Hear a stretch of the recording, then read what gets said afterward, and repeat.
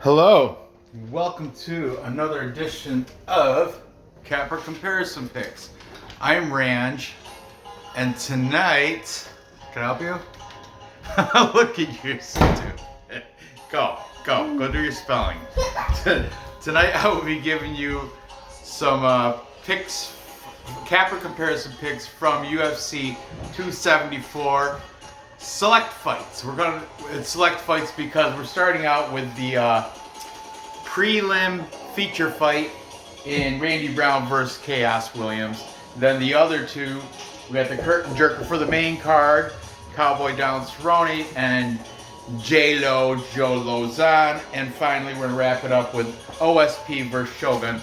So this is gonna be an interesting Capper comparison picks on a lot of close fights. All three of these are coin flips. It could go either way. It's going to be interesting to see where the Capper majority lies. Many times it's safe to say they're going to go with the favorites here, but some of these are very closely lined. So we'll see what the Cappers have to say. So be sure to check out the all the prelim Capper comparison pick fights that I covered throughout the week. I've done Monday night, I did 3 fights, Tuesday, and then last night, of course, I did 3. So I've already covered, I broke down the Capper comparison picks for 9 fights already. Now let's get into this. Starting this show off, we got the welterweight fight. This is the feature fight of the prelims. We've got Road Boy Randy Brown taking on the Ox Fighter Khaos Williams. Randy Brown comes in with a professional record of 14-4. He's the even underdog, plus 100 even number there. Where the Ox Fighter, Colin, that's his eBay calls him Colin. He refuses to call him Khaos because his name, I guess, is Colin. But we'll call him Khaos Williams. Is the favorite, slight favorite, minus 120. The lines did move. Originally, Williams was minus 135 and Randy Brown was a plus 110, so money's been coming in on Road Boy, making the line shift just a little bit, 10 points in both ways. That's right. So we're to start out with the favorite in Ox Fighter Khaos Williams, Colin, if you will. eBay's, it's your boy. Likes to call him Collins, but he's not on the show, so I got a whole. I've already used him this week, and every show I try to use a whole new flock of new cappers. Just give a little bit of love to all the cappers, the little guys and the big guys. I don't care if you have 30 subscribers or 30,000 subscribers. As long as your content is good, and I think you know what you're talking about, you can make it on this show. So. Here we go, starting. Well, first let's talk about the backgrounds on some of these guys, on the last 5 at least, of these fighters, and a little bit of a breakdown. Khaos Williams, he trains out of Murcielago, that's in Lansing, Michigan. Some other UFC fighters training out of that would be Daquan Townsend. He is not a UFC fighter anymore, but he used to be. Joaquin Buckley. Joaquin Buckley's got a fight on June 4th, actually, against Abu Sufyan Magomedov. Interesting fight there. This Magomedov guy, hot prospect, coming up in his UFC debut against Joaquin Buckley. Knockout of the year, 2021, against Ipa Kasangare. And finally, another guy, I believe, is making his UFC debut, is that out of Murcielago, is Charles Johnson. And he's taking on Mohamed Mokaev July 23rd. Tough matchup for Charles Johnson. But anyway, let's get back to Khaos, the Ox Fighter Williams. So yeah, out of Murcielago, he is coming off a great win against Carmel Thunder, Miguel Baeza, but you guys know his chin is not necessarily there. He's been, he got knocked out just recently, didn't he? Yeah, first round against escapes me right now, but you guys know what I'm talking about. So he beat Miguel Baeza, punches round 3. Before that, he beat Semi the Jedi. Very, very good fight. I'm high on Matt Semmelsberger too. But he beat Matt Semmelsberger by unanimous decision there. Then he took a loss to Michel Pereira, high-flying Michel Pereira, by unanimous decision. Prior to that, he beat Abdul Razak Al Hassan in 30 seconds of round 1. But in Abdul Razak Al Hassan's defense, that was during his whole being accused of horrible rape, and which he was acquitted, and the charges were phony, just made up. It stained his name.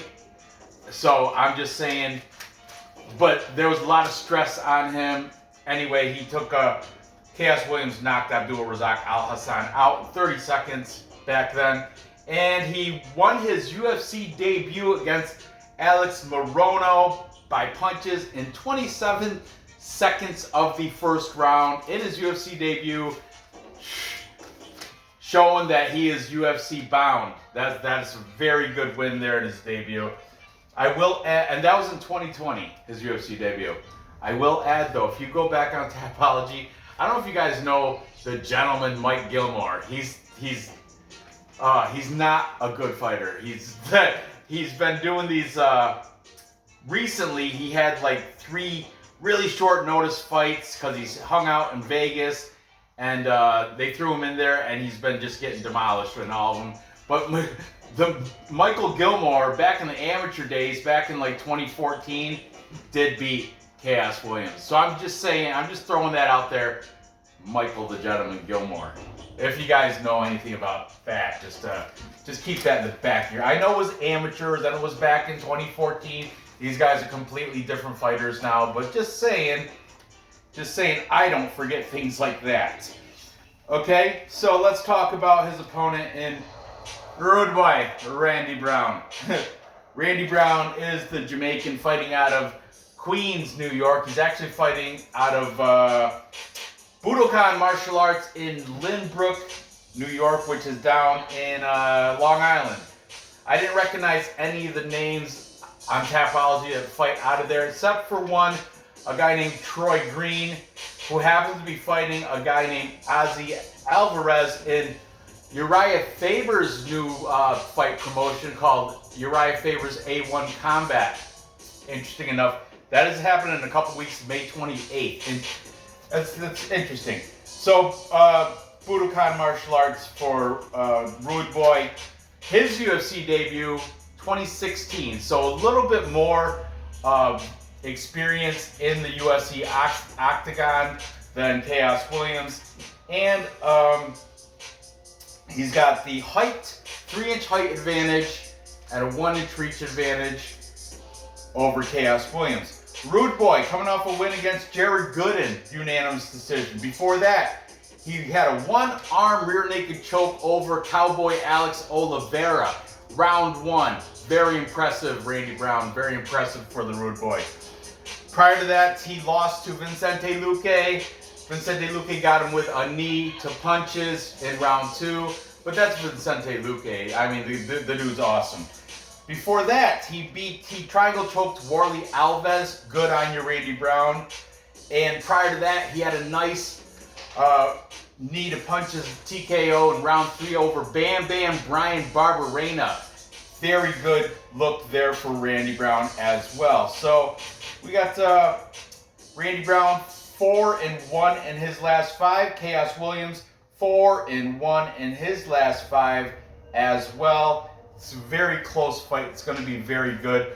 Just I'm going to throw, before I throw up these cappers' names, I'm going to throw a little my take on it. Khaos Williams does have more power in his punches, but Randy Brown has more volume, lands more punches. He's more technical boxer. He gets that sharp, straight jab, clean boxing skills, and he's got ground game, which Ox Fighter, I haven't seen much ground game from him.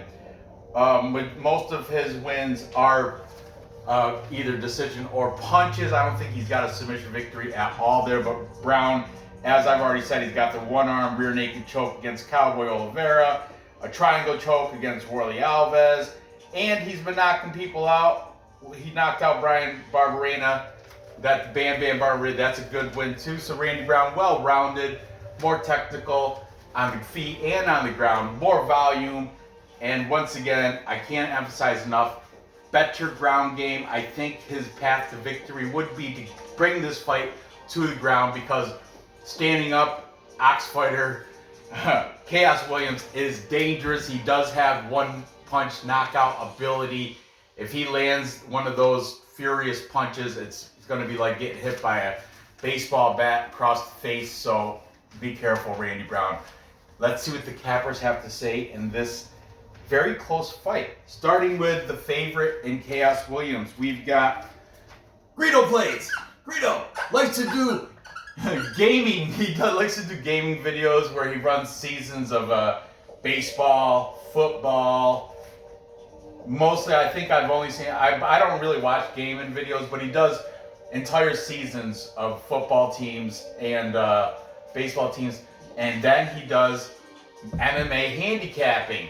And those are what I watch him for, because they are very informative, very entertaining. He's got good visual effects, good backgrounds, side-by-side stats of the fighters, and he talks pretty quickly, but puts a lot of information out there in his programming. So Greedo Plays is taking Khaos Williams by knockout round 1. That is a very, very likable thing that could happen, Greedo. I like that. Then we've got We Want Picks. It's usually just Angelo by himself, but this week, and other weeks, he has a guest named Jacob Gatto. I don't think is any relation to Melissa, but Jacob, We Want Picks. Jacob here is on the side of Khaos Williams. I didn't catch, once again, I listen to a lot of these while I'm driving, so I don't get to, and I don't like to rewind and stuff and mess around my phone while I'm behind the wheel. But I didn't get a clear pick from Angelo from We Want Picks, but Jacob did say he's going to go with Khaos Williams to get the KO here for Khaos. Then we've got James Lynch also taking Khaos Williams. I do believe he does have interviews. At least I know he's got one with Randy Brown, probably with Williams too. He interviews all these dudes, man, and he'll put all the fighters that he's interviewed in a nice, neat playlist of everybody that's on the card that he's interviewed. It's fantastic. I urge you guys to go check that out. And James Lynch, he does the MMA Pro Picks, which is the predictions from the pro fighters in the UFC. They make their predictions on usually it's just like on the co and main events, but still it's very entertaining. I like to watch that as well. Time pending, because I watch a lot of cappers, and so sometimes I don't have time to fill in everything. I also got family, a full-time job, just a lot of crap going on. So then moving on, we've got Tiger Bomb. I like these. I see that. I like using Tiger Bomb. It's usually Johnny and Jose, but it's been Johnny. Just this week, it was just Johnny by himself. I don't know where Jose is. He claims Jose had to get his jaw wired shut because he's got in a fight with a heavyweight boxer over some ribs. I don't know if I'm buying that story, but entertaining story nonetheless, Johnny. And Johnny, all the links to these cappers will be in the description. I urge you guys to check them out. Johnny has his intro of the video. He has Charles Oliveira talking over Charles Oliveira ×3. So he's got Charles Oliveira recordings, and he plays all three of them simultaneously, and it's eerily... I had to play it again. I'm like, that is just, it's weird. It's fun. It's fun. I enjoyed it, Johnny. Good on you with the Charles Oliveira ×3 introduction in Tiger Bomb MMA, the breakdown show there. So definitely check out Tiger Bomb. Johnny is taking TKO round 2 for Johnny from Tiger Bomb MMA. And finally, to cap it all off, it's E-Money. I like E-Money, and he is the contrarian pick. I like that. E-Money MMA Picks is taking Rude Boy Randy Brown to get it done. I like that, and you know what? I'm going against the capper majority. I'm with you, E-Money. I like the technical. I think the technical side of this. I think Brown can survive that barrage of furious punches in round one. I think he's got a little bit better fight IQ, and as I mentioned earlier, if he can get it to the ground, he will definitely have an advantage there. I know Khaos Williams does have a decent takedown defense because he's got a strong sprawl, and his legs are like tree trunks. It's like chopping at the leg is tough. It's tough to single leg a tree, but once it's planted, you know. But I think there should be a way to get it down, and if it gets down to the ground, it will be Randy Brown's game. And also, I would imagine the muscle mass on Khaos Williams in the later rounds may cause fatigue a little bit. I really don't know the measurement of cardio for both these guys. They've both gone to this decision plenty of times. So, but just looking at them, I think muscular guys compared to lean guys, you know, just makes sense that they would gas out earlier. You need more oxygen to feed the muscles, some more blood flow, and breathing heavier. So anyway, I've got Randy Brown winning this with E-Money, my boy, and I'm gonna say by decision. I think he's gonna get the more volume. It might even be by sub, but no, Khaos Williams has never. I don't think he's ever been finished. I think. Yeah, his only losses are by unanimous decision. So, yeah, I'm going to go with the decision victories for Rude Boy Randy Brown at surprisingly plus money. And if it goes my way, that'll be even more of a plus money by the time the fight day comes and I put my bets in. But right now, Randy Brown's the first leg of a 3-leg parlay for the show. So, moving on. Next, we have the start of the older fighters. The older fighters. I like it. Man, it's legends. We got legends up there. I don't know if it's worthy of a pay-per-view main event card, because a lot of double-digit losers, a lot of double-digit losses throughout this main card. But nonetheless, the curtain jerker for the main card is 39-year-old Donald Cerrone taking on 37-year-old Joe Lauzon. Interesting fight here. Okay, both these guys, legends in the sport. Let's see, I think I wrote it down. Down Cerrone, man, I didn't write. I wrote it down for the next fight, but they started way early. I should have wrote it down, but I didn't. Okay, so anyway, we'll just get right to it. Down Cerrone fights out of the BMF Ranch, which I'm not sure if he's owner, operator, but he is like there's no staff listed, but he is the most recognized. There's only like 5 people listed, and he's top one. Also, other UFC fighters in there. Cameron Eltz is in there, and Gilbert Urbina also fighting out of the BMF Ranch. So that's in New Mexico. Down Cerrone, man, bad looks as of recently. His last 6, he's 5-0-1. He hasn't won since he beat El Aliquinta back in 2019 by unanimous decision, and that was quite a while ago. And he's had 5 losses and a draw since then, no wins. So he's I'm sorry, I said 5-0-1. I meant 5-1. 5-1 is what I really meant. My bad, I wrote that down wrong because I was like, wow. Anyway, let's go through the losses for the favorite in Down Cerrone. Cowboy took a loss to Alex Morono. That was in a year ago. That was in May of 2021. So a little bit more active than J-Lo. But he took a loss, punches, round 1, okay? Before that, he had a draw against Nico Price. Ended up turning into a no contest because Nico Price got busted smoking marijuana, and you know, so the draw was overturned to a no contest. It doesn't really matter.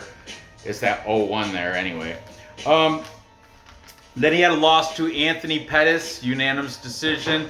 Some people claim that was a robbery, but I don't know. I think Anthony Pettis probably won that. Then he had that loss to Conor McGregor, 40 seconds of round 1, where McGregor had that, boom, the shoulder punch. And I remember watching that because I was it was McGregor's return to the UFC after the boxing match. And, you know, after he became a millionaire and all that crap. So, and I remember after he did the shoulder and he won, he pointed to Cowboy, and then he pointed at the shoulder that he used to boom, to get him, you know, to crumble and finish him off. Shoulder. I did it with the shoulder, Cowboy. Did the shoulder. And then he lost to Justin Gaethje, headliner of this card. So that's not a bad loss, but it was bad because it was from hooks to an uppercut in round 1. So yeah, not very good for Donald Cowboy Cerrone. But here he might have a chance because he's going against another aged veteran in Joe Lauzon. J-Lo has been out of the scene. His last fight was in October of 2019, but he has coming off a win, so that's good momentum, I suppose. I know it's over 2 years ago, but still, he beat Jonathan Pierce, ground and pound 2, round 1, ground and pound round 1 victory. Fantastic. Jonathan Pierce, I think it's the only time Jonathan Pierce has been finished too. I heard something to that effect. I could be wrong though. I didn't fact check it, but I heard something to that effect from one of these cappers. Prior to that though, he has 3 straight losses in a row. He lost to Chris Grutzmacher, retirement round 2. He lost to Carpenter Clay Guida, punches, 1 minute and 7 seconds of round 1. He lost a majority decision to Stevie Ray before that. And prior to that, he beat Marcus Held by split decision.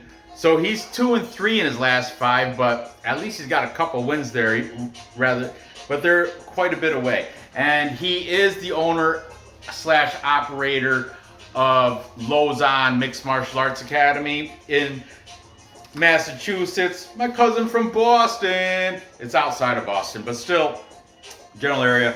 Notable fighters out of Lauzon's gym are Randy Costa, the Water Buffalo Fabio Charant, and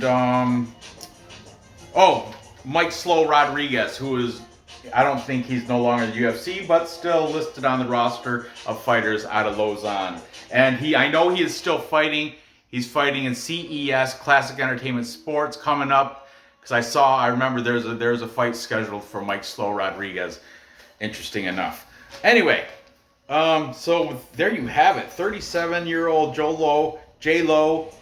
Lauzon taking on 39-year-old Cowboy Donald Cerrone. Let's see what the cappers have to say. And Cerrone, even though he hasn't won a fight since 2019, comes in as a pretty heavy favorite, minus 185.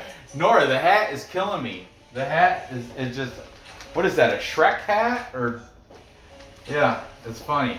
But, yeah, back to what I was saying. Donald Cerrone, 185 favorite over Joe Lauzon. Okay, I guess so. Both of them got double-digit losses. Both combined fights, there's so many. We got 52 here and 43 there.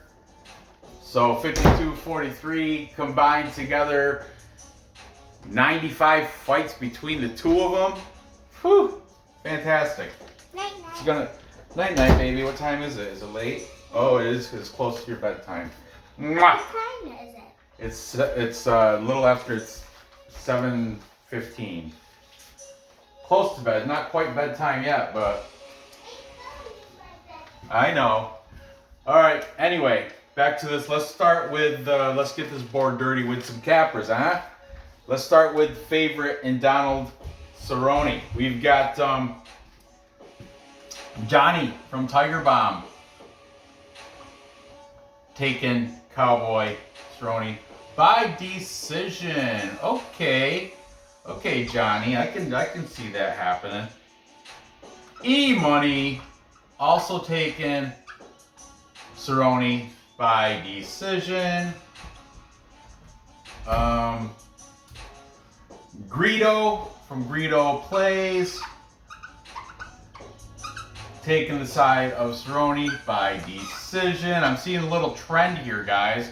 Decision, huh?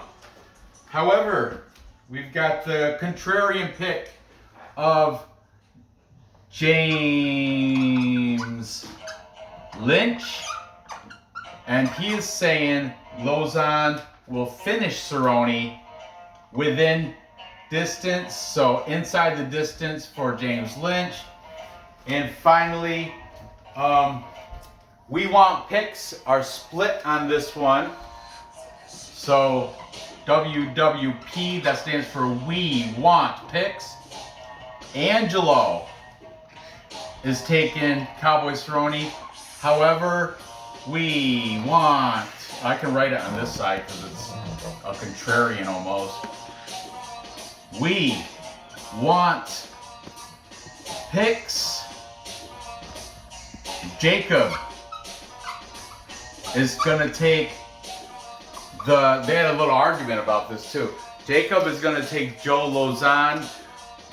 He thinks he's got the better wrestling, but then they're comparing stats. Like Angelo's like, who's he taking down in his last fights? He couldn't take down Clay Guida. He couldn't take down Chris Grutzmacher. He did take down Stevie Ray. He did take down Marcus Held. So I don't know who won the argument, but they're all talking about takedowns and who's better on the ground and blah, blah, blah. Check it out for yourself. Links in the description. Anyway, Jacob is on the side of Lauzon. And also, Angelo, they had a live chat going on too, because he mentioned there's a guy named Cornholio in the chat they were arguing about that too. Cornholio said something and Angelo's like, oh, Cornholio's a troll. And he's saying stuff about how Lauzon will have the better wrestling than Angelo's like Prue. Anyway, you know what? Enough about that. Links in the description. Check the show out yourself. Okay. So, what am I going to take here? Man, I don't know. This is such a close fight to me. But I'm going to go, man, no disrespect to either one of these guys. They're veterans in the field. They should go in the record books, both of them. I don't know for what, but they should. If there's a UFC Mixed Martial Arts Hall of Fame, I would like to see both these guys inducted into that for some reason or another. But I guess in this fight, I gotta go with Joe. I gotta go with J-Lo. He's first of all plus money junkies in the house, represent plus money junkies, and I don't think he's gonna do it within distance, but I don't know, man. Donald Cerrone has been getting finished as of recently, but it's been against, McGregor, Gaethje, Alex Morono, Great White, I don't know. But I think Lauzon's gonna get it done. I'm gonna say by decision. Reluctantly by decision, but that's probably gonna be my Tapology pick here. And it's gonna be the second leg of this 3-leg parlay. So moving on. Next we have another legend fight. Another veteran. Both these guys, double-digit losses.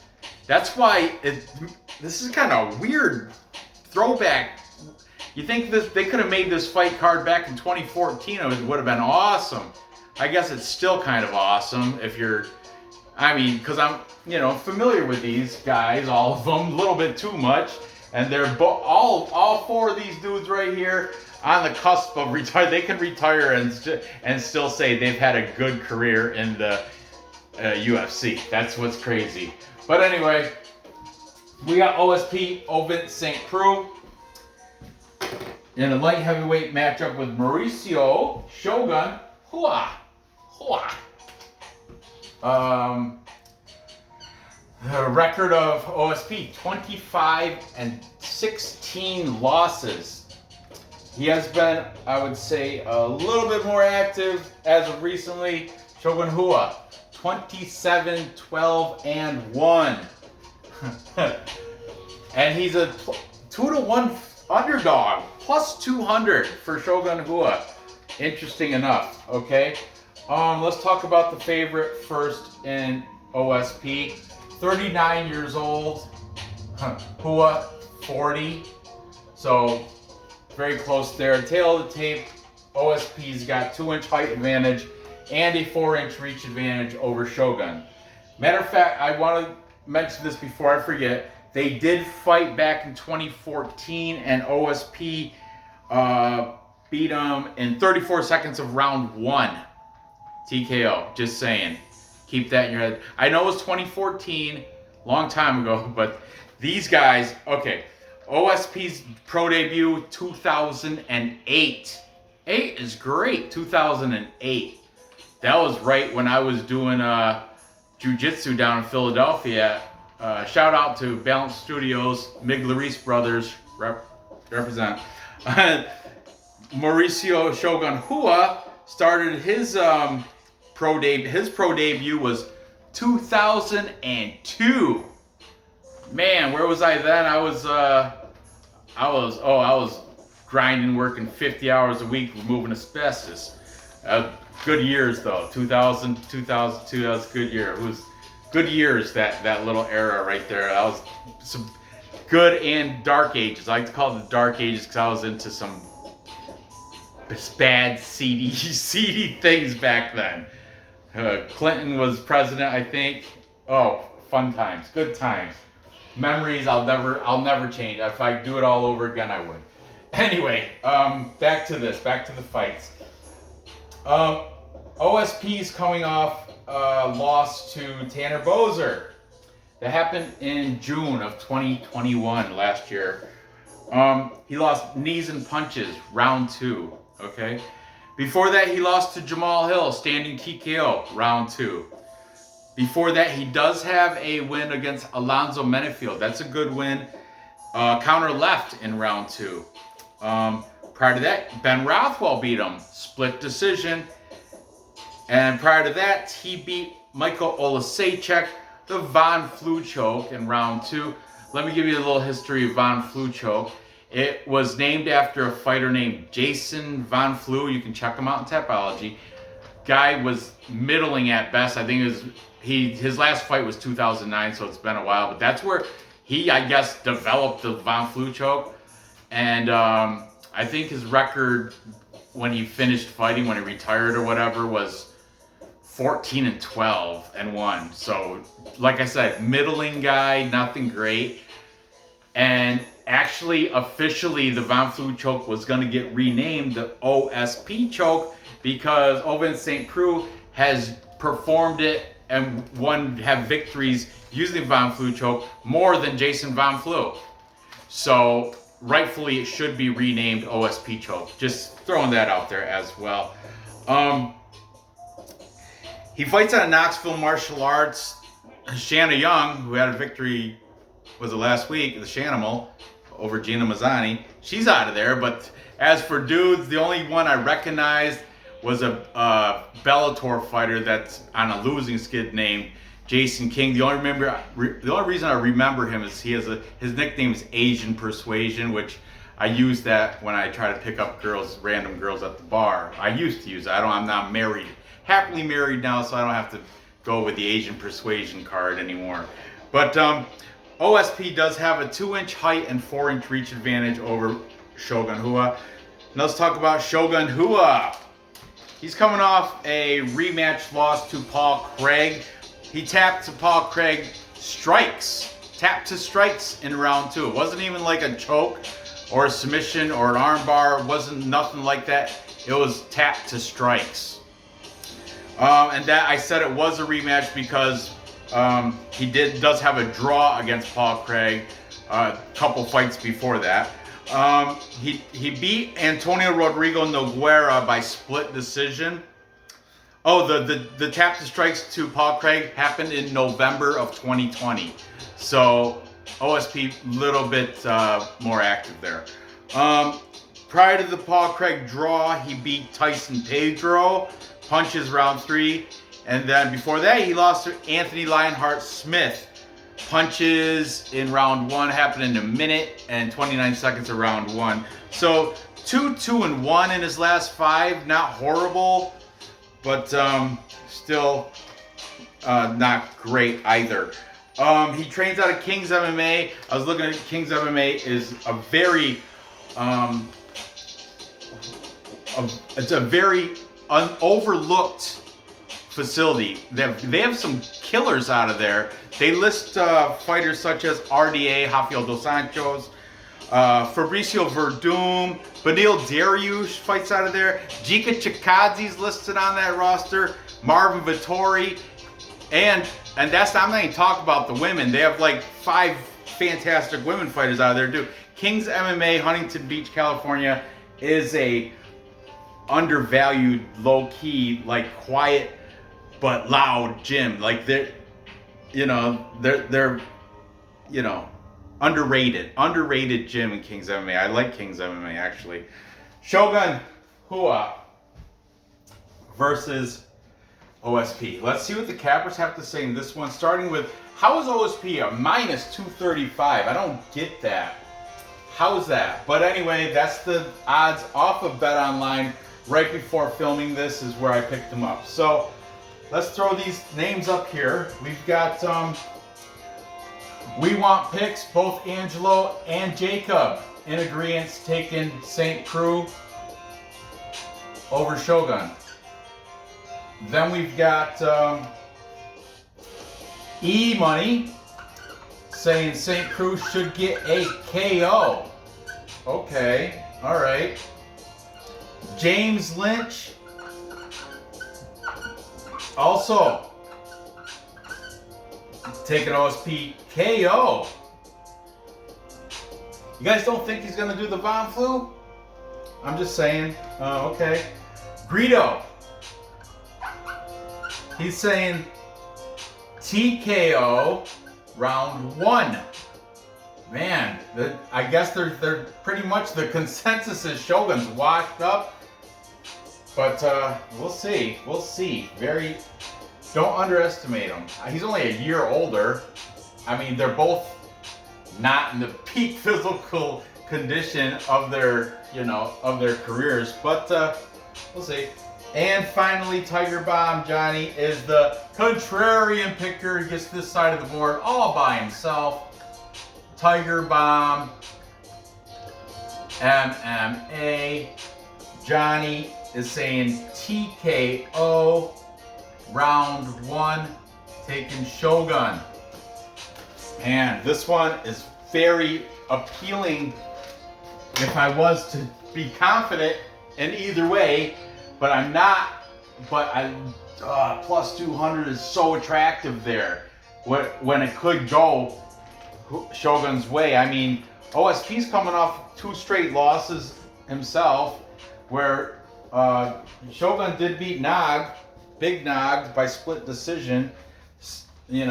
I know his last fight with Paul Craig, but Paul Craig's been tapping everybody. Not by strikes though. That's cringy. But I gotta use my head in this one. OSP, OvinceSt.Preux, almost renamed a choke. He said he's so good at it. I think he's got 3 finishes with the Von Flu choke. And I think he might make it 4 here. I don't know. I'm going to take the favorite here in OSP to get it done. Shogun, I do respect you. No disrespect for any of these guys, but sometimes you just got to realize when it's time to hang up those gloves, the MMA gloves, put them away, start doing some coaching maybe. Like these guys both have their respective gyms. Lauzon, owner-operator, Cowboy Cerrone, BMF Ranch, I think, I'm not sure, but I would imagine he's got to have some, he could probably be a coach there, trainer there. I don't know. But maybe you guys, all four of you, maybe you should consider what you're gonna do when you can't fight anymore. And once you get into the deep double-digit losses, 15, 16, 12, 16, I mean, it's not like you're gonna make a run for the title. Now you're just doing it just for the paycheck. So anyway, I'm gonna take OSP here to get it done. I don't know if he's gonna get the OvinceSt.Preux on Shogun. So I'm just gonna say within distance will be my prop. I don't know if that's plus money or not. I would imagine it should be. But that's my pick and I'm sticking to it. So to recap, time check. And I'm 10 minutes over. But to recap, I've got Randy the Rude Boy Brown. Me and E Money got him against the capper majority here, beating Colin, Khaos, Oxfighter, Williams by decision because of his technical striking. He's going to have more volume, more output, and better ground game if it does go down there. And then I've got J-Lo, Joe Lauzon, recency bias, even though he hasn't fought in 2.5 years. Still, I think he is coming off a win. Cowboy hasn't seen a win in the same amount of time. I think whose win is more recent? 10-19 for. I didn't write the month for Donald Cerrone, but anyway, I'm gonna take J-Lo here. I think he's at plus money. I think the value is definitely there for J-Lo in really a coin flip fight. It could go either way. There'll be more discussion about that in the live stream tomorrow, I'm sure. So I might change my pick if the chat or BC Dave or a guest convinces me otherwise. Finally, I'm gonna take OSP, OvinceSt.Preux. I don't think the line is way too wide, and I might even hedge that plus 200. That's worth a lotto ticket, half a unit. But my pick on Tapology will be OSP, and I said within distance. On Tapology, you got to be more specific. So on Tapology, I'll say by submission, and I'm going to say round 2. But there you have it. So gather the info. Soak it in, guys. Soak it in. Place those bets and cash those tickets. I appreciate you watching. Give me that thumbs up. Go ahead and fill the comments with who you think's going to win all 3 of these very close fights. My parlay is going to be Brown, Lauzon, St.Preux. I don't know what that. I'm going to make it as soon as I'm done filming here, because I'm a man of my word and I parlay all my picks on every show I do. That's what I do. It's how I do. Bet every fight because I'm a D-gen. But it seems like I'm always coming out plus money. I always come out green at the other end of it. So got that going for me. And thanks for watching. Good luck on your bets, and come back tomorrow for a live stream. I'm not sure if I have time to cover the last 3 fights on the card here. So you might have to stick with the live stream just to get my picks. I do have them. I just haven't watched enough cappers to get 5 for each fight, because a lot of work goes into these. So there's 15 fights on this card. So heavy, thick card. And plus I got to go to New Jersey for my nephew's baptism this weekend. So I definitely can't do a watch along, because I'll be, me and the whole family staying down at the Hilton in New Jersey in Ridgefield for my nephew's baptism on Sunday. But anyway, tune in tomorrow for my live stream when you get my picks. And maybe I will finish the capper comparison picks for the main events. We'll see. So thanks for watching. See you guys tomorrow.